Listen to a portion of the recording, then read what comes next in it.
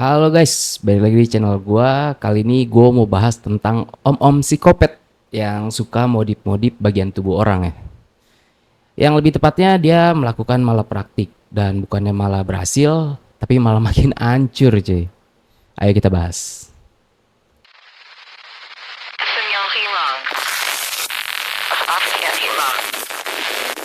John Ronald Brown yang lahir pada 4 Juli 1922 di kota kecil Mesa, Arizona, Amerika Serikat. Ia tumbuh dalam keluarga Mormon yang disiplin. Ayahnya seorang dokter umum yang cukup dihormati di lingkungannya. Sejak kecil si John ini terkenal sangat pintar coy. Mampu belajar lebih cepat dibanding anak-anak seusianya. Bahkan dia berhasil lulus sekolah menengah di usia 16 tahun coy. Menjelang Perang Dunia Kedua ya kan, ketika Amerika Serikat mulai mengumpulkan jutaan pemuda untuk perang wajib militer gitu cuy. John ikut direkrut oleh Angkatan Darat AS, namun hasil tes kecerdasannya sangat tinggi, sehingga militer menganggap dirinya lebih berguna buat calon dokter.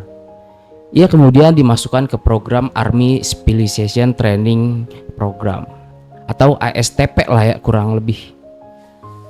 Sebuah jalur elit militer yang membiayai pendidikan profesional bagi orang-orang dengan kemampuan akademik yang luar biasa. John lalu belajar di University of Utah Medicine dan lulus sebagai dokter pada tahun 1947. Setelah itu dia menjalani internship atau magang di rumah sakit Los Angeles, termasuk di Harvard General Hospital dan Queen of Angels Hospital. Di sana dia bekerja sebagai dokter muda sambil menangani pasien dan prosedur medis secara langsung.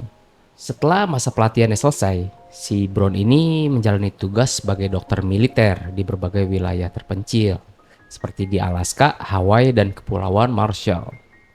Bertahun-tahun bekerja di daerah yang minim dokter spesialis membuat rasa percaya dirinya tentu meningkat drastis.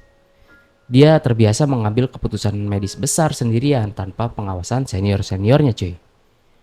Banyak pengamat yang percaya masa inilah membentuk ego medisnya menjadi sangat besar. Hampir selama 2 dekade berikutnya, si Om John ini sebagai dokter umum suatu hari hampir kehilangan seorang pasien saat melakukan operasi tiroid. Kejadian ini mengguncangkan mentalnya dan membuatnya sadar kalau kemampuan bedahnya belum cukup-cukup amat cuy. Karena itulah dia memutuskan kembali menjalani pelatihan bedah formal. Ia menjalani residensi bedah umum di New York City Hospital, New Jersey, lalu melanjutkan pelatihan bedah plastiknya di Columbia Presbyterian Medis di New York. Secara akademik nih sebenarnya Om John nih sebenarnya sangat pintar cuy. Dia berhasil melewati ujian tertulis American Board of Plastic Surgery dengan hasil yang sangat baik. Tapi ketika menghadapi ujian lisan, dia gagal total. Brown kemudian menyalahkan sistem medis dan para penguji atas kegagalan tersebut.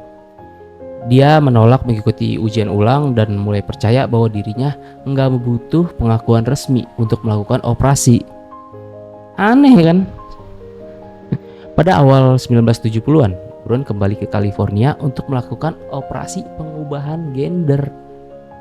Dia tadi udah gak mau ngulang karena mau ngoperasi pengubahan gender coy.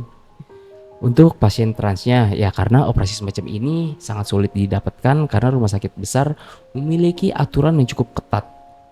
Banyak pasien trans yang mulai putus asa buat mencari bantuan medis. Dan si Brown ini melihat opportunity atau peluang besar di sini kan, cuan-cuan. Awalnya dia dikenal sebagai dokter yang berani membantu pasien yang ditolak dari sistem medis. Tapi karena ia tidak memiliki sertifikasi bedah resmi dan sering bekerja juga di luar rumah sakit gitu, praktiknya mulai berubah menjadi sangat bahaya. Brown melakukan operasi di klinik kecil, kamar motelnya, bahkan garasi rumahnya cuy. Mau modif mobil apa mau operasi ya kan? Dia sering memakai alat seadanya dan gak steril juga. Banyak dari pasiennya yang mengalami infeksi berat, pendarahan, hingga pasien yang nyaris meninggoy. Di komunitas trans namanya mulai dikenal dengan julukan yang cukup mengerikan, Butcher Brown. Meski reputasinya buruk, banyak pasien yang tetap datang karena tidak punya pilihan tentu saja ya kan. Dan biaya operasi di John's Garage ini jauh lebih murah dibanding rumah sakit resmi. Iya, tapi di ini loh, di apa tuh? Garasi ya tuh, operasi. Pada tahun 1977, Dewan Medis California akhirnya mencabut lisensi medisnya karena dianggap melakukan kelalaian berat. Dia juga dituduh melakukan operasi yang tidak profesional dan membahayakan nyawa pasiennya. Namun pencabutan lisensi tidak menghentikannya, cuy. Browns terus melakukan operasi ilegal di berbagai tempat, termasuk Hawaii, Alaska, bahkan Saint Lucia. Sebelum akhirnya tempat itu dilarang juga, guys. Memasuki tahun 1980-an, Brown mulai menjalankan operasi lintas negara nih dia. Jauh banget tuh. Antara California dan Tijuana, Meksiko. Pasien yang akan berkonsultasi dengannya di Amerika lalu dibawa di klinik kecil di Tijuana untuk dioperasi. Setelah operasi selesai, pasien sering langsung dipulangkan ke kamar motel tanpa pengawasan medis yang memadai. Sistem ini tentu sangat berbahaya, guys, tetapi tetap berjalan selama bertahun-tahun. Pada tahun 1989, dia kembali ditangkap setelah melakukan operasi terhadap seorang pasien trans yang mengalami kegagalan yang cukup serius. Hingga pengadilan akhirnya memenjarakannya karena praktik kedokteran tanpa izin. Brown menjalani sekitar 19 bulan penjara sebelum bebas pada awal 90-an.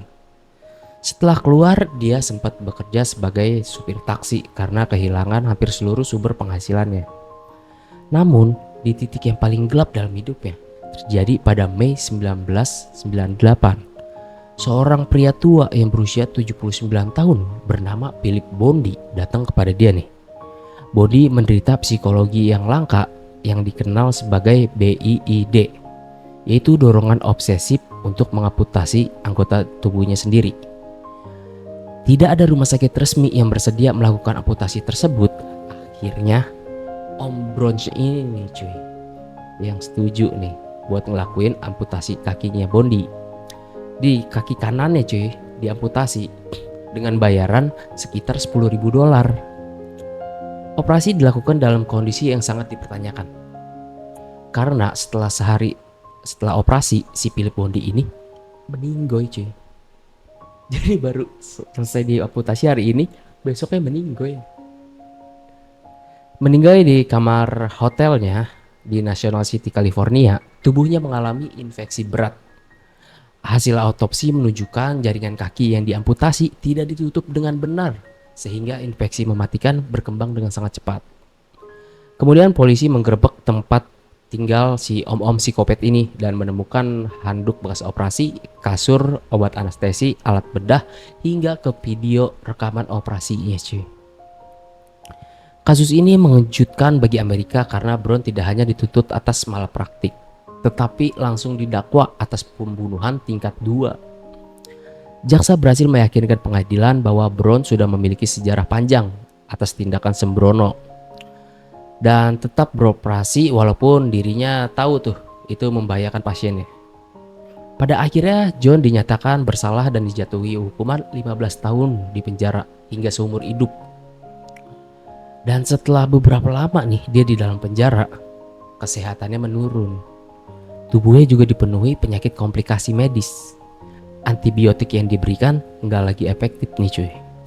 Saat pemindahannya ke fasilitas perawatan yang sedang diproses, John Ronald Brown meninggal dunia pada 16 Mei 2010 di usia 87 tahun cuy. Jadi dia meninggal dalam penjara coy.